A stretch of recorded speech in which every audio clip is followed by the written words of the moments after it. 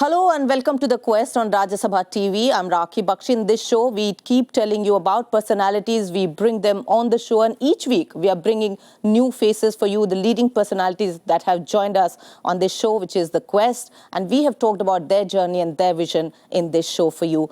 The person who is with us is a very important guest. He's the Tribal Affairs Minister of India, Mr. Jewel Oram. Also, I must tell you, he was the first Tribal Affairs Minister to become the minister for this particular ministry. So welcome. Jual Oram ji, आपका बहुत बहुत स्वागत है हमारे show में। और मुझे खुशी इस बात की है कि हम एक ऐसी मिनिस्ट्री के बारे में बात कर रहे हैं, मंत्रालय के बारे में, जो बहुत ज़्यादा हमारे देश से जुड़ा हुआ मंत्रालय है। लेकिन क्या लगता है आपको कि जैसे कि जब पहली बार आप मंत्री बने वाजपेयी जी के समय में, इस मंत्रालय को जन्म देने की इतनी ज़्यादा ज़रूरत पड़ी क्यों? क्या ऐसे मुद्दे थे जो लगा कि एक मंत्रालय अब उसको समेट के आगे चलेगा? जी, ये माननीय अटल जी का सोच है। और मैंने मंत्रालय का हैंडल करने के बाद कुछ दिन के बाद ये मेरे को पता चला कि ये अटल जी का सोच है, क्योंकि उनको पता था कि सोशल जस्टिस मंत्रालय में SC, ST, OBC, minority, disabled ये सबको मिला के काम करने से वो होता नहीं। अच्छा। क्योंकि ट्राइबल का समस्या बिल्कुल अलग है, इनसे पूरा हटके है। इनका समस्या अलग है, इनका एरिया अलग है, इनका रहन सहन अलग है। तो ये सब के बारे में कंसंट्रेट होके पॉइंटेड काम हो, इसके लिए वो मंत्रालय बनाए। और कुछ लोगों का सुझाव था कि इसको उसी मंत्रालय के अधीन में एक एमओएस का अधीन में रखा जाए सेक्शन के रूप में, लेकिन अटल जी उसको मना किया और पूरा फुल फ्लेज कैबिनेट के दर्जा देके पहला मंत्रालय इसको बनाया और मेरे को उसका मंत्री के रूप में दायित्व दिया। और उसके बाद दोबारा आप आए हैं, प्रधानमंत्री मोदी जी की सरकार में आप मंत्री हैं, फिर से उसी समस्याओं, उसी मुद्दों को लेकर आप आगे बढ़ रहे हैं। वो सफर कैसा रहा है? क्या इतने साल बाद आपको लगता है कि समस्याओं के ऊपर, मैं नहीं कहूंगी समाधान तो बहुत बड़ी चीज है, कि उसको सही ढंग से एड्रेस किया गया है?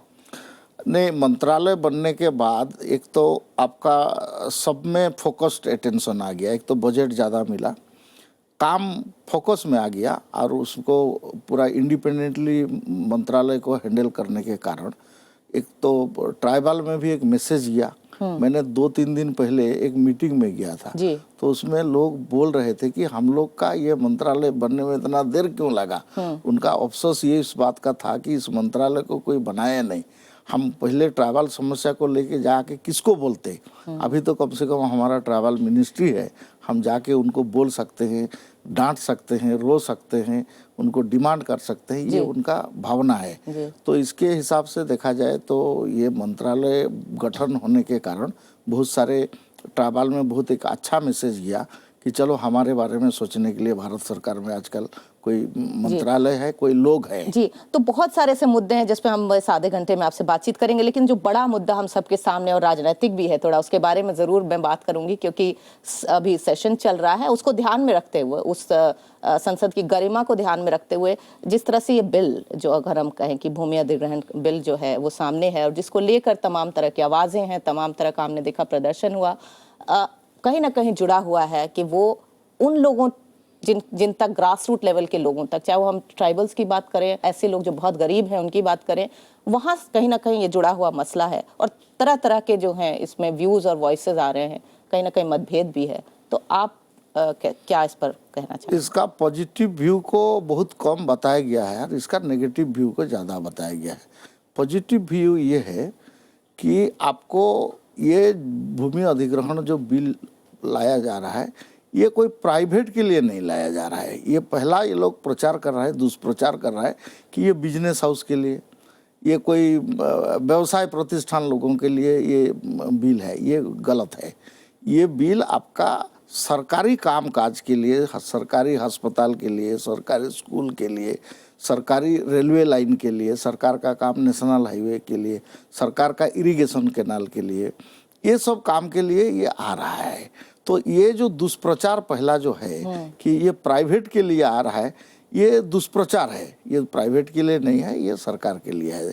एक दूसरा है कि जमीन अधिग्रहण का मामला के बारे में ये बहुत सेंसिटाइज हो जाता है, इसलिए कि अतीत दिन में जो भूमि अधिग्रहण के समय में जो जो वायदे किए गए थे, जैसा इरिगेशन प्रोजेक्ट्स हो, आपका प्लांट्स का हो, माइनिंग का हो, आपका बाकी जो भी बड़ा बड़ा काम सरकार उस समय में किया, पर्टिकुलरली नेहरू जी के समय में, तो उस समय में लोग तो अपने आप छोड़ दिया था, लेकिन उनको जो वायदे किए गए थे उसको लोग देखा कि ये सरकार उसमें खरा नहीं उतरा है, उसमें वो माने मुकर गया है। तो इसके कारण क्या है, अभी एक एप्रीहेंशन है, एक डर है कि ऐसा कोई होने से ऐसा हो जाएगा क्या, ऐसा होने से ऐसा हो जाएगा क्या, ये सबसे डर है। और इसके कारण एक दहशत की स्थिति बना हुआ है, ऐसा कुछ नहीं है। और इसके क्या आपको लगता है कि वो जो बिंदु होते हैं, जैसे चाहे वो मुआवजे की बात हो या कहीं प्रोटेक्शन की बात हो, क्योंकि किसान इसके अंदर कहीं आएंगे और फिर जमीन की बात हो रही है, तो क्या सबका हक जो है बात इसी की हो रही है कि सही ढंग से मिल पाएगा या नहीं? नहीं, हक तो एक स्थिति है, लेकिन ये दूसरा बात भी है।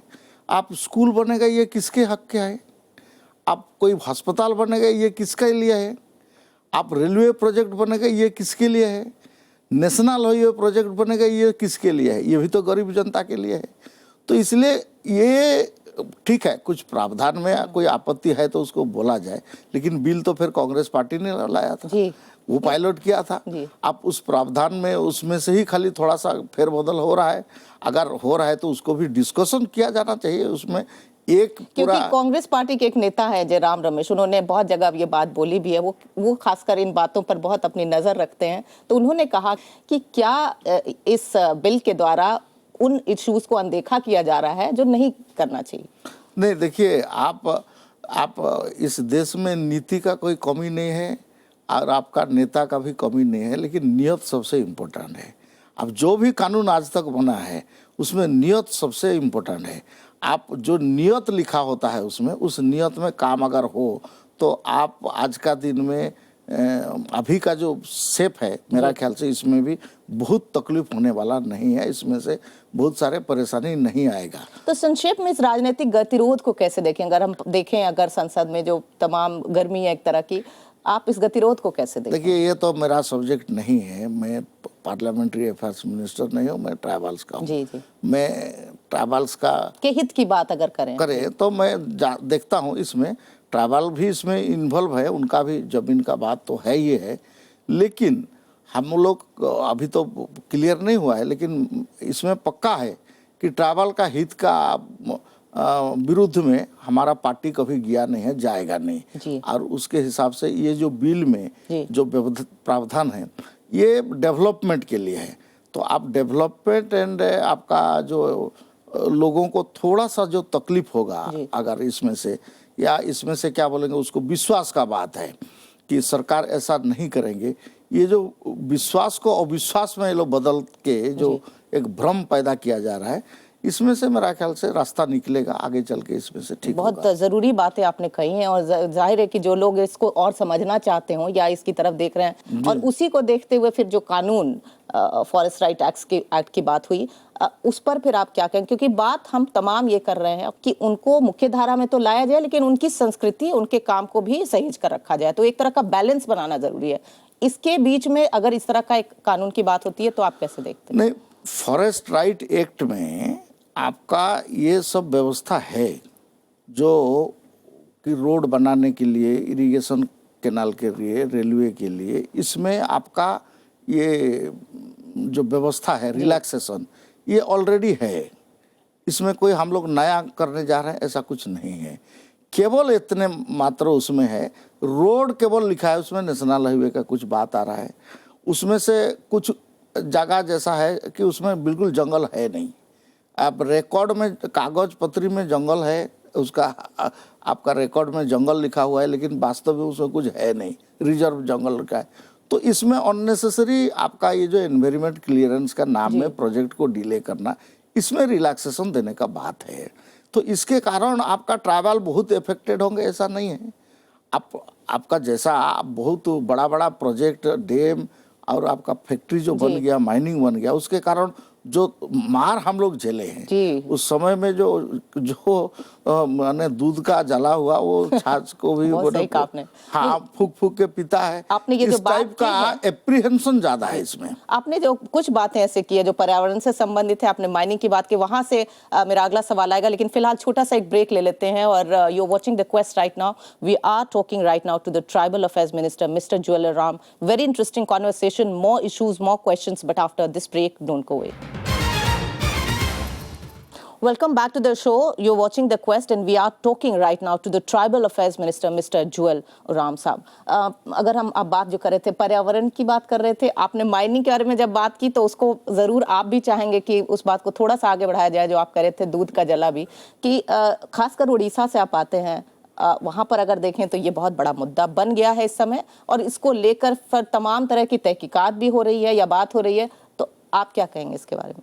नहीं देखिए, माइनिंग हो, मेरा क्षेत्र सबसे बड़ा माइनिंग एरिया है, फैक्ट्री भी हो, इरिगेशन भी हो, ये आपका स्कूल कॉलेज ये सब बने, उसमें मिनिमम डिस्प्लेसमेंट हो, ये एक है जी। दूसरा है कि प्रॉपर कॉम्पेंसेशन एंड रिहेबिलिटेशन हो। आज तक हम तो सरकार में 6 महीना 8 महीना आए हैं जी। हम तो कोई डिस्प्लेसमेंट किया नहीं, हम तो कोई बड़ा प्रोजेक्ट किया नहीं है। हम जो अभी तक जितना प्रोजेक्ट हो चुका है या उसमें से जितना अनुभव आया है, उस अनुभव को दिखा के, उसमें से डरा के लोगों को एक वातावरण बनाया जा रहा है, ये ठीक नहीं है। प्रधानमंत्री नरेंद्र भाई मोदी जी को मैंने देखा है, जो व्यक्ति चाय बेचता हुआ होते हुए वो अगर भारत के प्रधानमंत्री हो, वो गरीब का खिलाफ में जाएंगे, ये तो संभव नहीं है। लेकिन एक राजनीतिक वातावरण, एक मीडिया का क्रिएशन, कुछ लोगों का एक पहले से एडवांस, आप ऐसा होगा, ये जोर से बोल के ऐसा करते हैं, ऐसा कुछ होने वाला नहीं है। हम गरीब का भला करेंगे। बहुत सारी समस्याएं हैं जो मेरे ख्याल से आपके सामने मंत्रालय के हिसाब से भी चैलेंज बनकर सामने हैं, लेकिन सबसे बड़ी बात है कि उनको या तो शिक्षा के स्तर पर या स्वास्थ्य के स्तर पर कैसे और आगे बढ़ाएं, क्योंकि अगर आप देखें कि सब जुड़े हुए मुद्दे हैं। खासकर हेल्थ की हम बात करें, चाहे वो औरतें हों, बच्चे हों, खाना मिलता नहीं है, मिलता है तो उसका न्यूट्रिशन लेवल की बात हो रही है कि वो कितना सही होता है या नहीं होता। मतलब आप मंत्रालय में बहुत कुछ करना चाह रहे हैं, लेकिन क्या कुछ अभी आप कर रहे हैं, एफर्ट्स क्या हैं उसके नहीं बारे में? देखिए, आपका ट्राइबल मंत्रालय का जो काम है ये टीएसपी है, माने ट्राइबल सब प्लान प्रोजेक्ट जी। तो प्लान के अंदर में और एक प्लान चलाना, क्यों इसलिए चलाना कि आपका लिटरेसी रेट ऑल इंडिया का एवरेज जितना है ट्राइबल में कम है, तो इसके लिए एक्स्ट्रा इसमें एफर्ट चाहिए। ऐसे हेल्थ का मामला में 1000 व्यक्ति के लिए हेल्थ का जो सुविधा है वो ट्राइबल में वो सुविधा भी नहीं है, वो बहुत कम है, तो उसको बढ़ाना चाहिए। इसके लिए मंत्रालय से अलग पैसा देना और उसमें से अलग एजेंसी चलाना, एक कुछ पैरेलल एक काम, एक्स्ट्रा काम, उसमें आश्रम स्कूल चलाना, हॉस्पिटल चलाना, मोबाइल डिस्पेंसरी चलाना, ये सब चलाना आवश्यक होता है, क्योंकि ये दूर दराज का इलाका है और इसमें आपका पहुंचता नहीं व्यवस्था, तो इसके लिए हम लोग अलग ये करते हैं।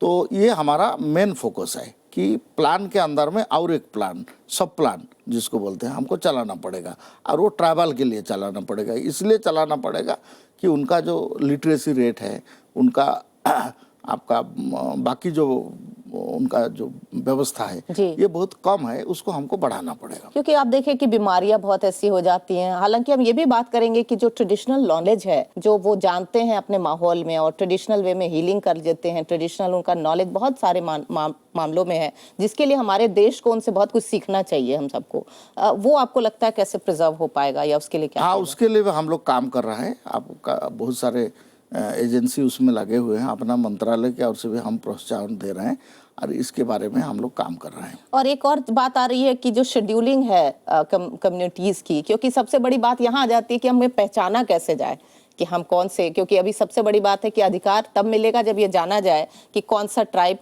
को कितना रिकॉग्नाइज किया गया है, तो इस पे भी काम चल रहा है। नहीं, इसमें आज आप अच्छा क्वेश्चन इसमें पूछे हैं। देखिए, एक तो शेड्यूलिंग जो है आपका 1950-56 के आसपास में जो मेजर शेड्यूलिंग हो गया, उसके बीच में और कुछ हुआ नहीं।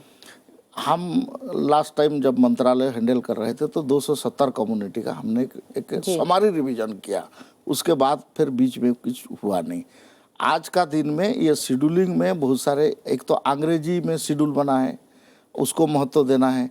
अब बायलिंगुअल हम लोग बनवाने के लिए अभी बातचीत हो रहा है। अच्छा। और हम लोग बायलिंगुअल करेंगे। इसके कारण जो फोनेटिक मिस्टेक है, अच्छा। आपका उच्चारणगत जो तकलीफ आ रहा है, या आपका एक कम्युनिटी का जो विविध रूप में उनका जो स्पेलिंग लिखना है, ये इसके बारे में जो तकलीफ है, हिस्टोरिकल इनजस्टिस है, ये सब के बारे में और एक बार रिवीजन करने के लिए हम लोग बातचीत कर रहे हैं। लेकिन ये तो लंबा प्रोसेस है। चलिए, लेकिन शुरुआत कर दी है मंत्रालय ने। और एक चीज यहाँ से सवाल जो कि मुझे भी बड़ा अच्छा लगा कि ये मंत्रालय जो है वो कोशिश कर रहा है कि तकनीक का प्रयोग पूरा करे। आईटी पर ध्यान है आपका, और यहाँ तक कि वेबसाइट, और आप बहुत रुचि रखते हैं, तो इसके बारे में हमें बताएं। नहीं, मैं भारत सरकार का जो वेबसाइट मंत्रालय जो बनाए उसमें से मैं एक अग्रणी मंत्रालय है, उसमें हम पहले बनाए थे।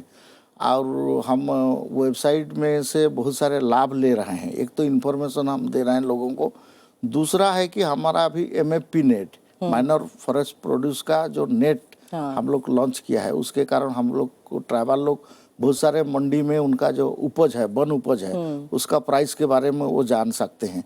हम लोग किसान कॉल सेंटर 400 किसान कॉल सेंटर के साथ इंटीग्रेशन किया है, तो उसका थ्रू में भी आप टोल फ्री नंबर में से भी लोग इसको जान सकते हैं। बाकी हमारा ट्राइफेड एक संस्था है, उसके थ्रू में हम लोग रेगुलर मेला लगाते हैं, आपका सेमिनार करते हैं, आपका प्रदर्शनी करते हैं, और प्रदर्शनी को हम सेल करते हैं। इसके कारण भी हम एक ट्राइब शॉप खोले थे और उसका टर्नओवर बहुत कम था। आज मैं आपको आपका माध्यम से बताना चाहता हूँ, हमारा 21 ट्राइब आउटलेट हो गया है, और उसमें से बहुत बढ़िया एक ब्रांड नेम भी आ रहा है, और उसका टर्नओवर भी हम लोग का करीब करीब 15 करोड़ से ज़्यादा हो गया है। चलिए, तो अच्छी बात है कि बहुत कुछ हो रहा है, लेकिन क्या कुछ आपके सामने फिर भी है? लोगों की क्या उम्मीदें हैं इस मंत्रालय से, आपसे, और क्या समस्याएं हैं जिसको आप किस तरह से जूझेंगे, इसके बारे में भी बातचीत करेंगे। Let's take another break on this show. You watching the quest right now, and we are talking to the tribal affairs minister mister Jual Oram. Keep watching, don't go away. Welcome back to the show once again. You watching the quest and we are talking to mister Jual Oram ji. ये जो बात आपने कही कि जिस तरह से tribal को एक मेन स्ट्रीमिंग में भी लाने की कहीं ना कहीं ज़रूरत है, हालांकि उनको उनके लोकल कल्चर को भी प्रिजर्व करना है, ये एक तरह का बैलेंस बनाने की बात है। तो आप कहीं ना कहीं जो जिस तरह की आप कह रहे थे शॉप्स आ गए हैं, और मुझे पता लगा कि हाल में जिस तरह से आपने बहुत बड़ा एक आयोजन भी किया था जिसमें तमाम उनके प्रोडक्ट्स को, उनके कल्चर को आपने शोकेस किया, दिल्ली में वो भी नेशनल ट्रैवल फेस्टिवल। तो कैसा, इसमें क्या आपको लगता है कि रिस्पॉन्स अच्छा है, और इससे न सिर्फ आम लोगों को पता चल रहा है कि क्या कुछ हो रहा है, बल्कि जो इससे जुड़े हुए लोग हैं, आदिवासी हैं, उनको भी कहीं ना कहीं ज़्यादा फायदा हो रहा है? देखिए, हम लोग first time national travel festival हम दिल्ली में स्टार्ट किया, और 3 वेन्यू में उसको किया। कॉन्टॉन्ट प्लेस का सेंट्रल पार्क में, आपका बाबा खड़ग सिंह मार्ग में जो DC का हैंडीक्राफ्ट जो है उसमें प्रदर्शन जहाँ लगता है, और आपका Indira Gandhi national centre for arts जो है उसमें हम लोग किया। आप इसमें कलाकार भी आए, इसमें आपका बुद्धिजीवी भी आए, और इसमें आपका आर्टिस्ट आए, आर्टिजन आए, जो बनाने वाले आपका हैंडीक्राफ्ट और बहुत सारे प्रोडक्ट है, पेंटिंग्स, बाकी चीज़ जो बनाने वाले, ये सब आए। उसके साथ साथ आपका हमारे बहुत सारे चीज का भी प्रदर्शन हुआ, और इसमें फूड भी हुआ, मेडिसिन भी हुआ। इम्पोर्टेंट है कि इसमें से बहुत सारे फूड और मेडिसिन, उसको भी प्रदर्शन यहाँ किया गया कि क्या क्या किसमें क्या वैल्यू है, उसके बारे में भी जानकारी दिया गया। कि आपको लगता है इसका इम्पैक्ट पड़ता है? क्योंकि बिल्कुल इसका बहुत बढ़िया हम लोग को अनुभव है। हम अगले साल भी, हर साल हम नेशनल ट्रैवल फेस्टिवल हम दिल्ली में करेंगे, और इसमें आपको बता दूं कि देश भर से बहुत दूर दराज का इलाके में से अब बहुत सारे कम्युनिटी, इंडिविजुअल कम्युनिटीज में से 900 से ज़्यादा आपका कलाकार इसमें पार्टिसिपेट किया। और आपका जो स्टॉल और बाकी इसको देखा जाए तो हमारा 28 प्रदेश के एजेंसी, ट्राइबल रिसर्च इंस्टीट्यूट जो है, वो लोग भी इसमें आए और उसमें प्रदर्शन किया। अब बहुत सारे लोग यहाँ इन्वॉल्व हुए। जी, आप अगर देखें कि आपने जैसे एजुकेशन की बात की कि हॉस्टल सिस्टम जो बनाया है, क्या लगता है कि वो सफल एक हो पा रहा है एज एन एक्सपेरिमेंट ऑल्सो? क्योंकि कहीं ना कहीं मुझे बताया जा रहा था, कुछ दोस्त जो हैं, खासकर उड़ीसा की यहाँ बात करूंगी, कि लैंग्वेज की, भाषा की कई बार होती है कि एक ट्राइबल की अपनी भाषा है और क्या वो अपनी भाषा के साथ आगे किस तरह से बढ़ पाता है या नहीं, तो किस तरह से उसको एजुकेशन दें और राइट काइंड ऑफ एजुकेशन दें, ये बहुत नहीं, एक प्राइमरी लेवल में वो भाषा टीचर अपॉइंटमेंट ये व्यवस्था हो गया है। दूसरा, हम लोग एकलव्य रेसिडेंशियल मॉडल स्कूल हम लोग 180 बनाए हैं अभी तक, और उसमें से आपका ये जवाहर नवोदय विद्यालय टाइप का, इसमें से हमारे बहुत सारे कॉम्पिटिटिव एग्जामिनेशन में पहले हमारा क्वालिफाई नहीं कर पाते थे, अभी इंजीनियरिंग में, मेडिकल में, बाकी जो एजुकेशन में, प्रोफेशनल एजुकेशन में हमारे बहुत सारे लोग चले गए हैं और इसका बहुत बढ़िया रिजल्ट हो रहा है।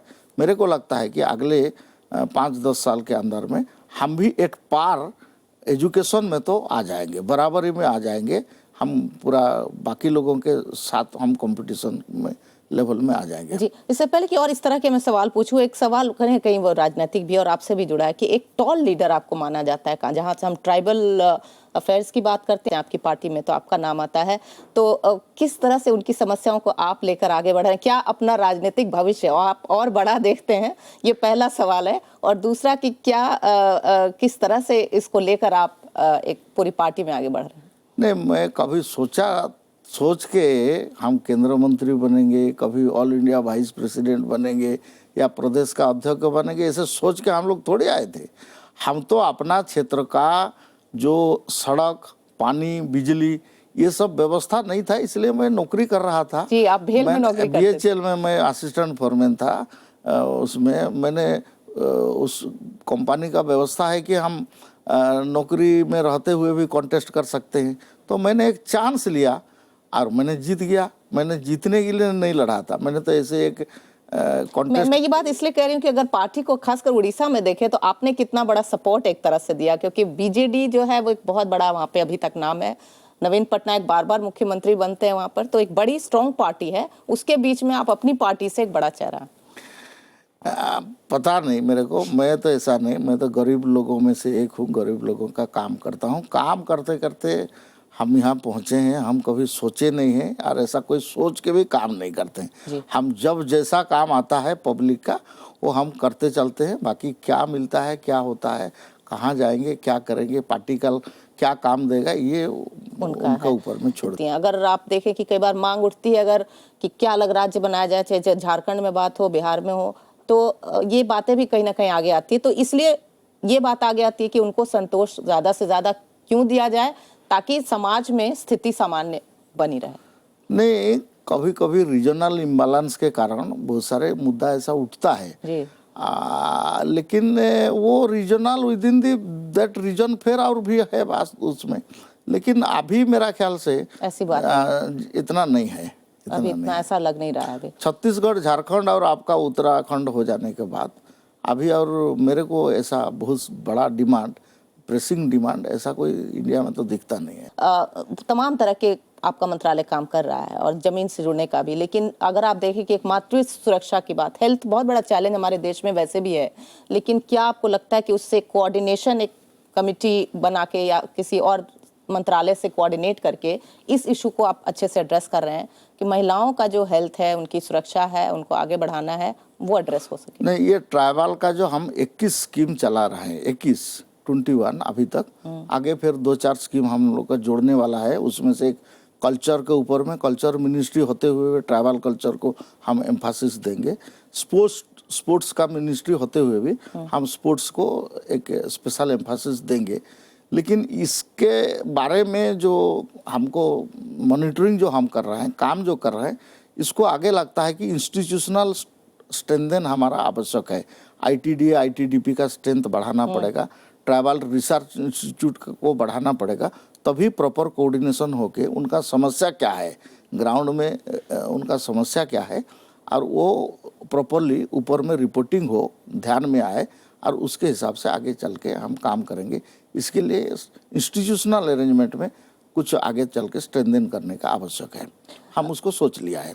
जी, बहुत सारे लोग ये कार्यक्रम देखेंगे और मुझे ऐसा लगता है कि जिस आप आदिवासी मामलों के मंत्री भी हैं, तो बहुत सारे लोग देखें, ये उनसे आग्रह भी है। ऐसा कोई संदेश आप देना चाहेंगे इस समय? नहीं, देखिए, जनजाति जो लोग हैं ये एक तो कल्चरली बहुत रिच हैं जी, आप व्यवस्था के दृष्टि से ये लोग बड़ा एक सिस्टम में है। हाँ, इनका थोड़ा इकोनॉमिक कंडीशन ठीक नहीं है, एजुकेशन कम है, हेल्थ के मामले में एक कुछ एक कोई रोजगार नहीं हो पाता है। नहीं जमीन नहीं, से जुड़े इनकी हेल्थ के बारे में कुछ कुसंस्कार भी है। जी। लेकिन उसको लोग धीरे धीरे देख के सीख रहा है और मॉडर्न ट्रीटमेंट, पुराना ट्रीटमेंट में से भी कैसे जो बैलेंस जो राइट है, जो ठीक है, उसको ग्रहण करते जा रहा है। और ये जो कुसंस्कार धीरे धीरे दूर हो रहा है, एक अंधविश्वास इनसे हट रहा है और ये देख रहा है और ये आगे चलेंगे। जी। और अब जबकि हम कार्यक्रम खत्म कर रहे हैं और ज़रूर बहुत सारी बातें जिस पर हम आपसे बाद में भी बातचीत होती रहेगी उसके बारे में, लेकिन एक सवाल जो मैं हमेशा जो भी आते हैं इस पे हमारे मेहमान उनसे ज़रूर पूछती हूँ कि उनका जो क्वेस्ट है लाइफ में, उनका एक ड्रीम जो है वो क्या है? तो आपका आगे का रास्ता क्या देखते हैं?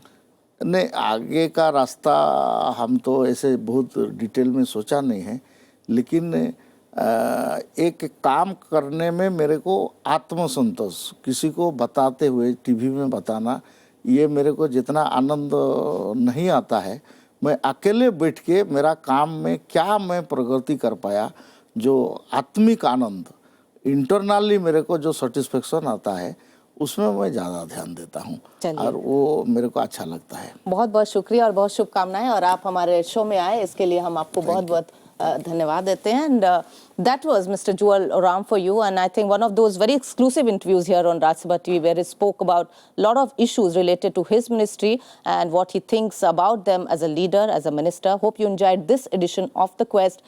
Thanks for watching. Namaskar and bye-bye.